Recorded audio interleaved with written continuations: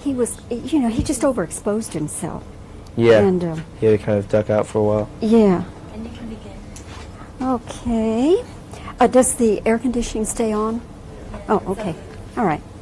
Okay. Well, River, good morning. Good morning. It's nice to be talking with you again here in New York City. The last time was running on empty.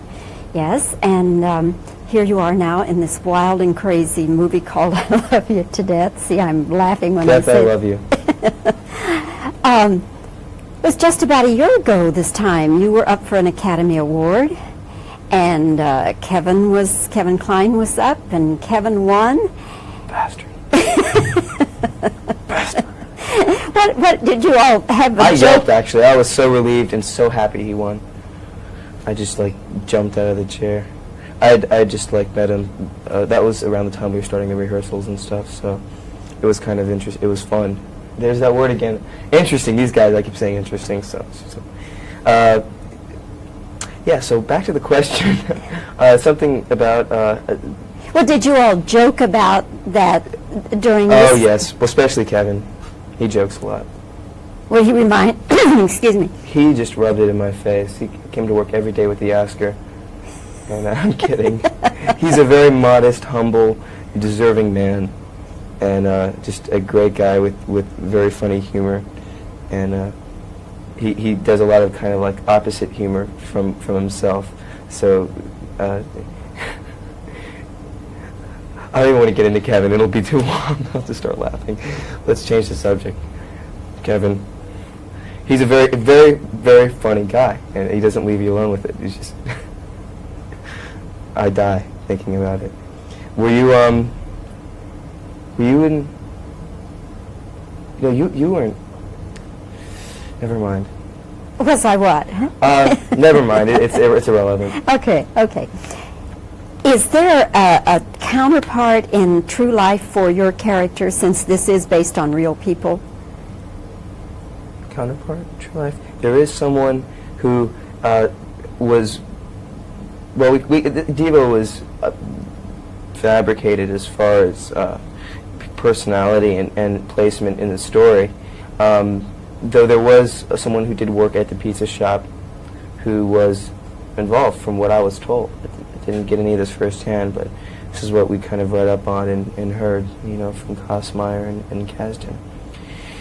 But Devo was, and Harlan and Marlon are the kind of additives to the true story, in a way.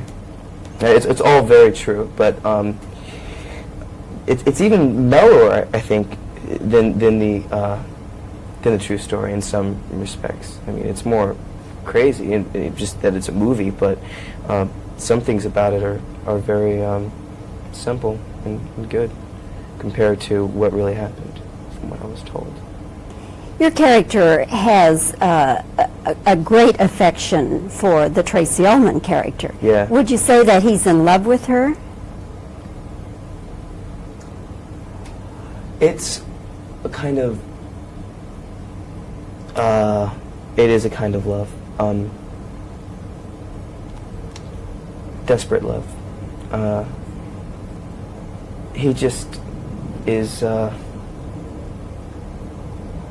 very longing for her and respects her dearly, and sees, you know, so much that she puts up with Joey and what have you, and is miserable for her, and has this sort of kind of lost mother sentiment that I think he, you know, will replace with her, you know, and then it gets kind of weird and Freudian, you know,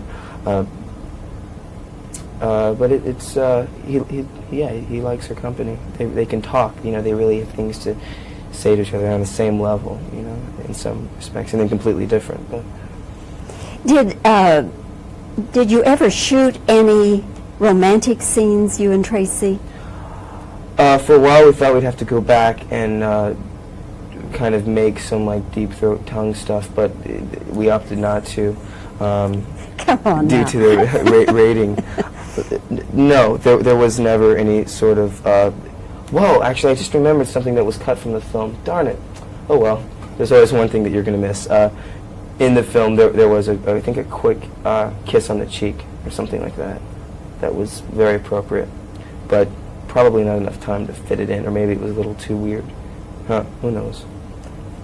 This whole thing could have been a drama, couldn't it? It could have been, and it was in some ways in the filming of it. I mean, the murder sequence, in the bedroom stuff. I mean, it was, the only person joking really was Kevin, but he was dead, or half dead, so.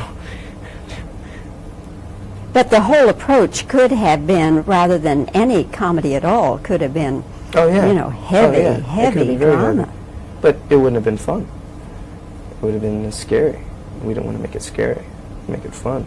Yeah, it could have been Nightmare on Elm Street 10 or something. It could have been Silverado. What will be the next thing for you, River? Next thing, I'm going to do a film career. Uh-huh. Film called Dogfight. Dogfight? Yeah, and Nancy Savoca's directing. She did True Love. And we're going to be doing that mid-April. Start. And I'm looking forward to that.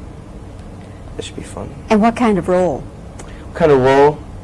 Kind of Holden Caulfield Marine type, if that makes any sense. I'm not sure I know what you mean. Oh, sorry. From Catcher in the Rye, Holden Caulfield, the main character in Catcher in the Rye. Okay. And then, a sort of kind of awkward Marine type. I mean, I'm definitely not going to be a studly Marine. I'm going to be if there's such a thing as a dorky Marine, I'll try to find it. A dorky Marine? Yeah, a nerd Marine. If there's such a thing, I'm going to look for that animal. Probably find it at the Bronx Zoo. Where will you shoot that? We'll shoot that in Seattle. Seattle posing for San Francisco. All right. Budget. No, actually, it's got an older. In places, it is more exact to the time. Believe it or not, and easier to kind of manipulate because it's a dated project. It's 1964. Okay, so that'll be out maybe in a year? In a year, hopefully. Okay, well, we'll be looking forward to that. Maybe we'll talk again. All right. And again, I like your wild and crazy shirt. Oh, thanks. Me too. Thank you. See ya.